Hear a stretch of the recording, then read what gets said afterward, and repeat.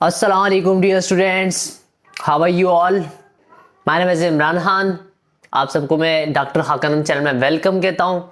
आज की इस वीडियो के अंदर हम डिस्कस करने जा रहे हैं अबाउट गोल्जी अपरेटस। आज हम डिस्कस करने जा रहे हैं किस चीज़ के हवाले से, गोल्जी अपरेटस के हवाले से डिस्कस करने जा रहे हैं। तो मैं आपसे यही कहूँगा कि कॉपी और पेन लेके बैठ जाएं और शायरियाँ लिखते जाएं, ठीक है। हम स्टार्ट करते हैं गोल्जी अपरेटस से, ठीक है। गोल्जी अपरेटस क्या होता है? फर्स्ट ऑफ ऑल मैं आपको इसके बाकी नाम बताता हूँ कि गोल्जी अपरेटस को हम क्या क्या बोलते हैं। सो गोल्जी अपरेटस को हम गोल्जी कम्प्लेक्स भी बोलते हैं, गोल्जी बॉडीज भी बोलते हैं। इसके अलावा प्लांट्स या जो हमारे पास लोअर इनवर्टिब्रेट्स होते हैं उसमें इसको हम डिक्टेसोम भी बोलते हैं, ठीक है। न्यूरॉन सेल में इसका निसल ग्रीन्यूल नाम होता है, अलग सा नाम होता है। बहरहाल उसके वाले से हम डिस्कशन करते हैं, ठीक है। आते हैं इसके हम डिफिनीशन के ऊपर कि जो हमारे पास गोल्जी बॉडीज होती है दरअसल ये होती क्या है, ठीक है। So it is a membrane bound structure. पहला पॉइंट क्या है? This one is membrane bound structure. क्या है ये? एक मेम्ब्रेन बाउंड स्ट्रक्चर है। Consist of stack of flattened sac present in the eukaryotic cytoplasm near the nucleus। पहली बात क्या है? मेम्ब्रेन बाउंडेड है। ऑलरेडी हम डिस्कस कर चुके हैं कि वो चीजें जो मेम्ब्रेन बाउंडेड है वो सिर्फ और सिर्फ यूकैरियोटिक सेल में प्रेजेंट होगी, वो प्रोकैरियोटिक सेल में प्रेजेंट नहीं होंगी। प्रोकैरियोटिक और यूकैरियोटिक के दरमियान डिफरेंस तो आपको क्लियर ही होगा, होप कि क्लियर होगा। क्लियर है ना? सो प्रोकैरियोटिक क्या होते हैं? जिनमें मेम्ब्रेन बाउंडेड न्यूक्लियस नहीं होता है, मेम्ब्रेन बाउंडेड ऑर्गेनेलीज एब्सेंट होती है। यूकैरियोटिक क्या है? जिसमें न्यूक्लियस प्रेजेंट होता है, मेम्ब्रेन बाउंडेड ऑर्गेनेलीज प्रेजेंट होती हैं। So this one is membrane bounded. क्या है? मेम्ब्रेन बाउंडेड है। जब मेम्ब्रेन बाउंडेड है तो ये कहाँ प्रेजेंट होगा? यूकैरियोटिक सेल में प्रेजेंट होगा। एनिमल सेल, प्लांट सेल, ये क्या है? यूकैरियोटिक सेल्स है। पहली बात क्या है कि मेम्ब्रेन बाउंडेड है। Consist of stack of flattened, stack बोलते हैं जहीरे को, जमगट्ठे को। जब बहुत सारे आपस में फ्लैटेंड या सेक, ये कुछ ऐसे फ्लैट लंबी लंबी कुछ सेक्स हैं, ये लंबी लंबी क्या है? ऐसी सेक्स हैं, ठीक है। ये फ्लैटेंड टाइप की स्ट्रक्चर्स होती हैं या क्या होती है हमारे पास सेक लाइक होती हैं। Present in the eukaryotic cytoplasm, जो किस सेल के साइटोप्लाज्म में प्रेजेंट होंगे? यूकैरियोटिक सेल के साइटोप्लाज्म में प्रेजेंट होंगे। नियर द न्यूक्लियस, कहाँ पे?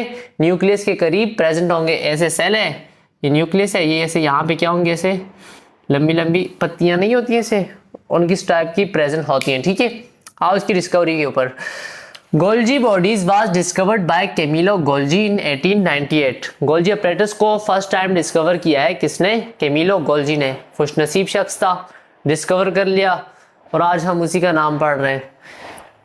कैमिलो गोल्जी ने इसको डिस्कवर किया है, उसी के नाम पे हम इसका नाम भी रख दिया। क्या? गोल्जी बॉडी इसका नाम रख दिया। ऑकरेंस की बात की जाए, मैं पहले आपको थोड़ा सी इसकी स्ट्रक्चर दिखाता हूँ कि हमारे पास गोल्जी बॉडीज होता है। इसने काम क्या करना है? इसने एंडोप्लाज्मिक रेटिकुलम से जो चीज़ें आएंगी, जो प्रोटीन आएगी, इसके अंदर एंटर हो जाएगी, ये उसको पैक करके वहाँ से क्या कर देगी? भेज देगी। तो इसका काम किस चीज़ में होगा? ज़्यादातर पैकेज ऑफ मटीरियल में होगा, चीज़ों के साथ क्या करने में होगा? पैक करने में होगा। सो वो सेल जिन्होंने पैकेजिंग करनी है, जिन्होंने क्या करनी है? पैकेजिंग करनी है, मटीरियल को एक जगह से दूसरी जगह भेजना है, ज़्यादा से ज़्यादा भेजना है, तो ये उनके अंदर सबसे ज़्यादा प्रेजेंट होते हैं। So it is well developed in secretory cell. ऐसे सेल जिन्होंने क्या करनी है? सिक्रीशन करनी है, जिन्होंने क्या करनी है? सिक्रीशन करनी है। इसके अलावा न्यूरॉन्स, न्यूरॉन्स के अंदर भी क्या होते हैं? प्रेजेंट होते हैं। ऐसे सेल जिन्होंने ज़्यादा से ज़्यादा क्या करना है? सिक्रीशन करनी है। सिक्रीशन लिवर सेल कर रहा होता है ज़्यादा से ज़्यादा, बाकी सेल्स भी कर रहे होते हैं। सो वो सेल जिन्होंने सिक्रीशन ज़्यादा करनी है उनके अंदर गोल्जी बॉडी ज़्यादा होंगे। आए इसकी केमिकल कंपोजिशन के ऊपर। So chemically Golgi bodies compose of protein. ये किससे बने होते हैं? प्रोटीन से, लिपिड से, एंजाइम से, कार्बोहाइड्रेट से, ग्लाइकोप्रोटीन से, इनसे ही वगैरह वगैरह इन चीज़ों से क्या हुआ है? मिलके बना हुआ है, ठीक है। डिक्टेसोम मैंने ऑलरेडी बता भी चुका हूँ कि Golgi complex of plant and lower invertebrate cells are usually referred as dictyosome. जो हमारे पास प्लांट होता है ना, प्लांट सेल के अंदर जो गोल्जी बॉडीज प्रेजेंट होता है, इसके अलावा लोअर इनवर्टिब्रेट्स, इनवर्टिब्रेट्स कौन से एनिमल्स होंगे? ऐसे एनिमल्स जिनके अंदर वर्टिब्रल कॉलम नहीं होगा, उनको हम क्या बोलते हैं? इनवर्टिब्रेट बोलते हैं। सो उनके अंदर जो गोल्जी बॉडीज होगा उसको हम क्या बोलते हैं? डिक्टेसोम बोलते हैं। अब इसके बाद हम इस स्ट्रक्चर के ऊपर आते हैं। स्ट्रक्चर इसकी क्या है, इसके अंदर क्या क्या मेन मेन पॉइंट्स हैं, ठीक है। ओके, अभी हम डिस्कस करते हैं about structure of Golgi apparatus. Structure कैसी होती है गोल्जी अपरेटस की? तो सबसे पहले इसको हम गोल्जी कॉम्प्लेक्स क्यों बोलते हैं? ठीक है, गोल्जी कॉम्प्लेक्स बोलने की रीजन ये है ना कि Golgi apparatus consist of stack of flattened, इसकी देखिए कम्प्लेक्स सी स्ट्रक्चर है, इसकी क्या है कम्प्लेक्स सी स्ट्रक्चर है। देखें इसके अंदर बहुत सारे स्टैक प्रेजेंट है, बहुत सारा इसका जहीरा बना हुआ है, बहुत सारी चीजों का, तो इसलिए इसको हम क्या बोलते हैं गोल्जी कॉम्प्लेक्स बोलते हैं। इसके अलावा the Golgi apparatus consist of stack of flattened, पहली बात क्या है इसके अंदर ऐसे जहीरा हुए बहुत सारे स्टैक, किस चीज के stack? Flattened membrane bounded sac. ऐसे सैक क्या होता है दरअसल, ऐसी स्ट्रक्चर को हम क्या बोलते हैं? सैक बोलते हैं। ठीक है, लेकिन इस सैक को क्या किया हुआ है मेम्ब्रेन ने क्या किया हुआ है? सराउंड किया हुआ है। सही है, ऐसे एक सैक है उसको किसने सराउंड किया हुआ है? ऐसे मेम्ब्रेन ने सराउंड किया। और ये बहुत सारे हैं, ये जो दरअसल यहाँ पे लव स्टैक का यूज हुआ है ना, स्टैक किसको बोलते हैं? जहीरे को बोलते हैं। तो ऐसे बहुत सारे आपस में क्या हुए हैं? इकट्ठे हुए हैं। ठीक है, कार्ड बाउंडेड सेक कार्ड सिस्टर्नी, ये दरअसल इसमें से जो एक सेक है ना, ये इस एक सेक को हम क्या बोलते हैं? सिस्टर्नी बोलते हैं। इस एक सेक को हम क्या बोलते हैं? सिस्टर्नी बोलते हैं। सही है, तो जो हमारे पास गोल्जी कॉम्प्लेक्स है ना, इसके अंदर मेम्ब्रेन बाउंडेड सेक है जिसको हम क्या बोलते हैं? सिस्टर्नी बोलते हैं। आगे देखें सिस फॉर्मिंग फेज या proximal phase. Cis forming phase या प्रोक्सिमल फेज, ठीक है, ये क्या होता है? द प्रोक्सिमल या cis forming phase present close to the nucleus. Cis मतलब टुवर्ड न्यूक्लियस, सिस मतलब टुवर्ड न्यूक्लियस, सिस मतलब टुवर्ड न्यूक्लियस। एक होता है डिस्टल, डिस्टल मतलब फार, डिस्टल बोलते हैं दूर, मतलब न्यूक्लियस से दूर। सो गोल्जी अपरेटस का वो साइड जो न्यूक्लियस के करीब होगा, जो न्यूक्लियस के क्या होगा? करीब होगा, सो उसको हम क्या बोलेंगे? सिस फॉर्मिंग फेज बोलते हैं। उसको हम क्या बोलते हैं? सिस फॉर्मिंग फेज बोलते हैं। कैसे? मैं आपको एक डायग्राम से क्लियर करवा देता हूं। लेट्स सपोज ये हमारे पास एक सेल है, ठीक है, ये हमारे पास क्या है? एक छोटा सा सेल है, ठीक है, ये उसका आ गया न्यूक्लियस, ठीक है, ये उसकी क्या आ गई? अगर एनिमल सेल है तो बहरहाल अंदर से प्लाज्मा मेम्ब्रेन ही होती है बना न्यूक्लियस, और ये क्या है? प्लाज्मा मेम्ब्रेन है। ठीक है, अगर यहाँ पे मैं इसी को ड्रॉ कर लूँ, ऐसे स्टैक्स को ड्रॉ कर लूँ, ऐसे ऐसे,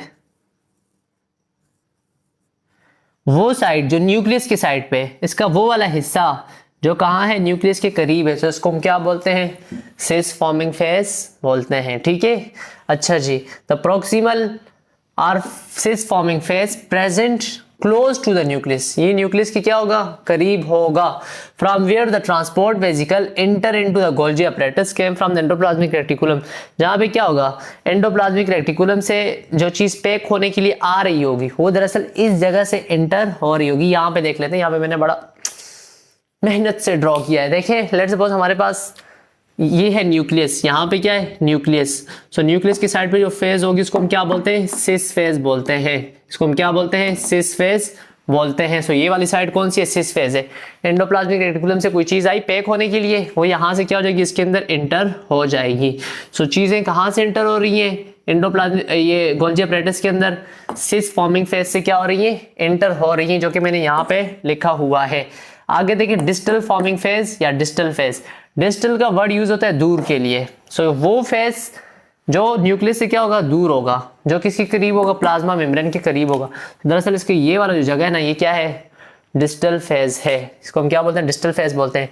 distal face or maturing face. अच्छा, चीजें यहाँ से आई, यहाँ से एंटर हुई, यहाँ से मैच्योर होके निकल जाएंगी, यहाँ से मैच्योर होके निकल जाएंगी, यहाँ से पैक्ड होके क्या हो जाएंगी?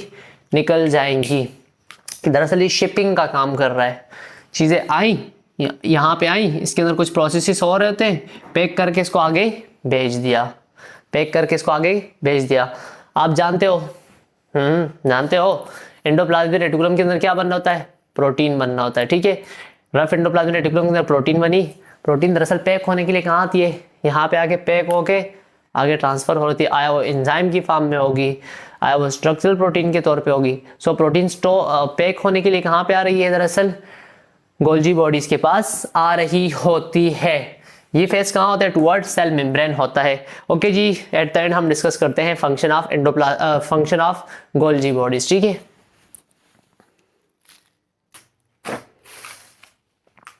ओके, अभी डिस्कस करते हैं फंक्शन ऑफ गोल्जी बॉडीज की। गोल्जी बॉडीज के फंक्शन क्या क्या है, ठीक है। सो पहला फंक्शन क्या है, Golgi body act as a cell post office because it receiving, sorting and delivering protein and lipids. ये किसके तौर पे काम कर रहा है, पोस्ट ऑफिस के तौर पे काम कर रहा है। पोस्ट ऑफिस क्या होता है, डाक खाना, जहाँ पे खत आ रहे होते हैं। खत के छोटे से तराशे में नहीं आएंगे। ये एक्ट कर रहा है पोस्ट ऑफिस। पोस्ट ऑफिस का मतलब क्या है, इसके पास चीजें आती हैं, मॉडिफाई होती हैं और आगे जा रही होती है। पोस्ट ऑफिस के अंदर क्या हो रहा है, हम यहाँ से लेटर टाइप करते हैं, उनको देते हैं, वो आगे भेज रहे होते हैं। सो सेम काम इसी का भी है। ये भी क्या कर, इसके पास चीजें आ रही होती है, पैक करके उनको आगे भेज देता है, ठीक है। सो ये किसके तौर पे एक्ट कर रहा है, as a cell post office. किसके तौर पे काम कर रहा है, सेल के पोस्ट ऑफिस के तौर पे काम कर रहा है। क्योंकि ये क्या कर रहा है, रिसीव कर रहा है, चीजों को ले रहा है, उनको सॉर्ट कर रहा है। सॉर्ट का मतलब उनको पैक वैक किया और उनको क्या कर रहा होता है, डिलीवर कर रहा होता है। खास करके प्रोटीन को। प्रोटीन कहाँ बन रही होती है, रफ एंडोप्लाज्मिक रेटिकुलम में बन रही होती है, इसको नहीं भूलिएगा, ठीक है। रफ एंडोप्लाज्मिक रेटिकुलम से प्रोटीन बन के आई, यहाँ से पैक होके आगे भेज दी जाएगी। लिपिड स्मूथ एंडोप्लाज्मिक रेटिकुलम के अंदर एस देखो RER rough endoplasmic reticulum, SER smooth endoplasmic reticulum, यहाँ पे पैक होगी आगे जा रहे थे। पहला फंक्शन क्लियर हुआ। Golgi bodies are concern with cell secretion. इनका ज्यादा से ज्यादा काम जो होता है सेल की सिक्रीशन के साथ होता है। वो सेल जिन्होंने सिक्रीशन ज्यादा करनी है तो उनके अंदर गोल्जी बॉडीज जो होती है ज्यादातर प्रेजेंट होती हैं। अगला पॉइंट देखें, it modify proteins lipids of plasma membrane. आप जानते हो हमारी जो प्लाज्मा मेम्ब्रेन है वो बनी होती है लिपिड की बाइलेयर से। इसके अलावा उसके ऊपर प्रोटीन भी प्रेजेंट होती है। अब देखें प्लाज्मा के ऊपर क्या है, प्रोटीन है और लिपिड है। तो इसने क्या करना है, दरअसल प्रोटीन और लिपिड को ऐड करना है कार्बोहाइड्रेट। प्रोटीन के साथ कार्बोहाइड्रेट ऐड किया तो क्या बन जाएगा, ग्लाइकोप्रोटीन बन जाएगा। लिपिड के साथ कार्बोहाइड्रेट ऐड किया तो ग्लाइकोलिपिड बन जाएगा। सो इन्होंने क्या किया, it modify protein and lipid of plasma membrane by adding carbohydrate and converting them into glycolipid and glycoprotein. उनसे क्या बना दिया, ग्लाइकोलिपिड और ग्लाइकोप्रोटीन बना दिया, ठीक है। इसके अलावा इन प्लांट गोल्जी बॉडीज को हम क्या बोलते हैं, प्लांट के अंदर जो गोल्जी बॉडीज होती है उसको डिक्टियोसोम बोलते हैं। सो ये इन्वॉल्व होता है in synthesis of cell wall. Very very important MCQs पूछा जाता है बहुत ज्यादा कि प्लांट के अंदर जो सेल वॉल बन रही होती है वो कहाँ बन रही होती है। सो वो दरअसल गोल्जी बॉडीज के अंदर बन रही होती है, ठीक है। मतलब ये बन के उसको आगे भेज रहा होता है। They are involve in synthesis of primary lysosome. Lysosome क्या होता है, ये दरअसल डाइजेस्टिव बैग है। लाइसोसोम हमारे पास क्या है, स्मॉल ऑर्गेनेली है। इसके अंदर बहुत सारे क्या होते हैं, एंजाइम्स होते हैं। बहुत सारे क्या होते हैं, एंजाइम्स होते हैं। हुआ कुछ यूं, all enzymes are protein in nature. Enzymes are protein in nature. So enzyme कहाँ बनेंगे, रफ एंडोप्लाज्मिक रेटिकुलम में एक एंजाइम बने, वो कहाँ पे आए, गोल्जी बॉडीज के पास आए। सो गोल्जी बॉडीज ने इनको क्या कर देना है, पैक कर देना है। जब इसको पैक किया तो इसको हम क्या बोलते हैं, ये हमारे पास है प्राइमरी लाइसोसोम। Primary lysosome. इसने क्या करना है, कोई बैक्टीरिया आया उसके साथ ये मिल जाएगा और इन सारे एंजाइम को रिलीज कर देगा। इन एंजाइम ने क्या करना है, उस बैक्टीरिया को तोड़ देना है। या कोई ऐसा कोई सेल आया तो सेल के साथ जब ये फ्यूज हो जाते हैं, अगर ये एंजाइम अपने ही सेल में रिलीज हो गए, अपनी सेल में रिलीज हो गए तो ये क्या कर लेंगे, अपनी सेल की चीजों को मार देंगे, जिसकी वजह से सेल क्या हो जाएगा, डेड हो जाएगा, जिसको हम सुसाइड बोलते हैं। सेल ने खुद ही क्या कर ली, खुदकुशी कर ली। हाय हाय हाय, ठीक है। आगे चलते हैं, हमारे पास many molecules travel through Golgi bodies and on their way to other organelle. बहुत सारे मॉलिक्यूल ऐसे होते हैं ना, वो बाकी मॉलिक्यूल तक पहुंचने के लिए, बाकी ऑर्गेनेलीज तक पहुंचने के लिए पहले गोल्जी बॉडी से गुजर रहे होते हैं, ठीक है। आगे देखते हैं, in mammals Golgi body secret digestive enzyme. Mammals के अंदर, मैमल्स ममालिया जिनके अंदर मेमरी ग्लैंड्स प्रेजेंट होते हैं, सो उनके अंदर क्या कर रहे होते हैं, ये सीक्रेट कर रहे होते हैं बहुत सारे डाइजेस्टिव एंजाइम। डाइजेशन से निकला हुआ है, चीज़ों को ब्रेक डाउन से निकला हुआ है, ठीक है। सो बहुत सारे डाइजेस्टिव एंजाइम को रिलीज कर रहे होते हैं, ये बना रहे होते हैं, जो कि डाइजेशन के अंदर क्या करेंगे, हेल्प करेंगे। इसके अलावा secretory vesicle of Golgi bodies when fuse with plasma membrane. अब एक वेजिकल आया गोल्जी बॉडी से, देखो ये एक सेल है, एक वेजिकल आया जैसे यहाँ पे इसके साथ फ्यूज़ हो जाएगा तो इसका सरफेस एरिया क्या हो जाएगा, मतलब प्लाज्मा मेम्ब्रेन की जो लेयर है ना ये भी इसके ऊपर आ जाती है, तो इसका सरफेस एरिया क्या हो जाएगा, बढ़ जाएगा। तो यहाँ पे लिखा हुआ secretory vesicle of Golgi bodies when fuse with plasma membrane add more surface area to add, तो इसकी वजह से सरफेस एरिया क्या हो जाएगा, इसका ज़्यादा हो जाएगा। तो यहाँ पे आके लेक्चर का अख्तिताम करते हैं। अगर किसी को कोई पॉइंट समझ में ना आया हो तो वो कमेंट में लिख के बता सकता है। बहुत ही इंपॉर्टेंट टॉपिक है, बेसिक्स हैं ये, बहुत डिटेल में पढ़िएगा। आई होप कि आपने पूरा का पूरा लेक्चर नोट किया होगा। वीडियो को पॉज कर लें, सारे के सारे लेक्चर को नोट कर लें, बहुत ही इंपॉर्टेंट पॉइंट्स है ये। मिलते हैं इंशाल्लाह अगली वीडियो में, तब तक के लिए अल्लाह हाफिज़, दुआ में याद रखिएगा।